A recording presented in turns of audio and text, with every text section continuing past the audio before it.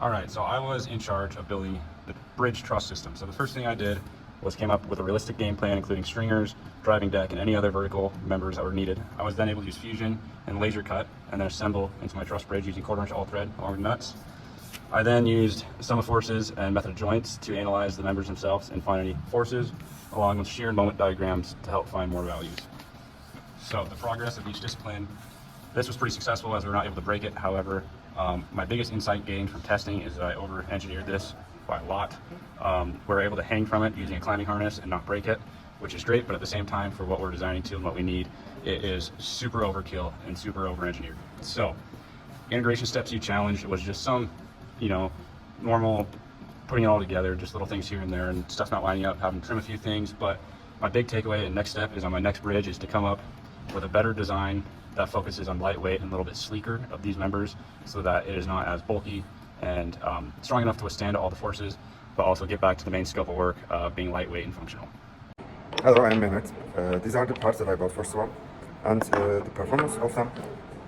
I have two type of pipes and three different flows in them. First of them, this one.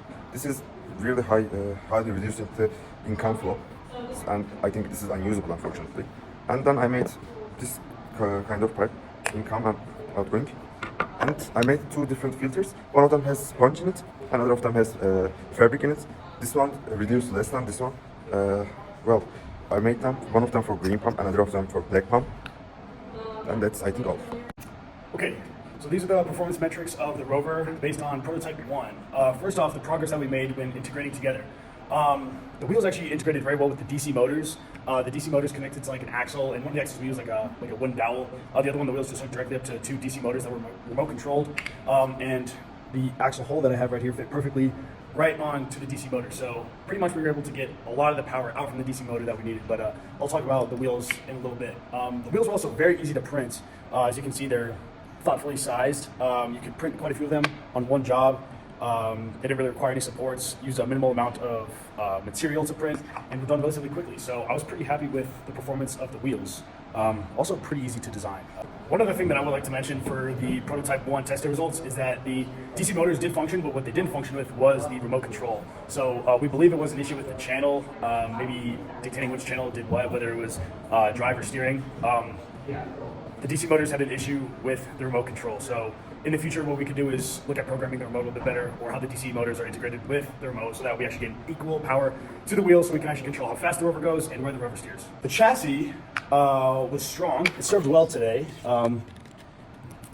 As you can see, there was an issue that we had with the chassis later. I'll get to that in a second. But the chassis did serve to have enough surface area to fit both of the DC motors on there and had enough space for two of the axles. So the chassis served pretty well. I'll get to more on the chassis in just a second.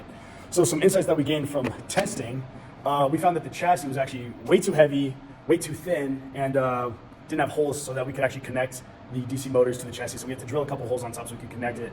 Another thing about the chassis is it's too long. It's way too long to fit onto a printer. It couldn't print this way, so I actually had to print it at an angle, which left like this really rough backside. It took a lot of material, and in the end, the chassis wasn't even strong enough to hold together through testing. So it snapped in half.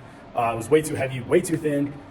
So I think next time we're going to move to laser cutting something for the chassis. So that's what we gained from testing. Another thing that we gained from testing, another insight, is that these wheels served really well. Like the design was nice. They could be a little bit more grippy on the outside, so we'll probably put like rubber bands or something.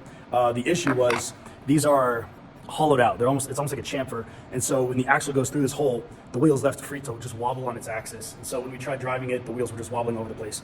So the next time I design wheels is these diameters need to be bigger and they need to be solid, surprisingly. I thought I was going to save a little bit of power by hollowing them out.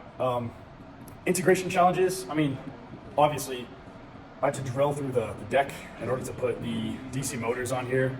Ideally, we would just have Velcro or something to attach the DC motors. So the next steps in designing the rover is we have to obviously design a chassis that's going to be strong enough that it doesn't snap in half under pretty basic loads. Also, a much more simple chassis would be a lot better because 3D printing this was just an absolute mistake.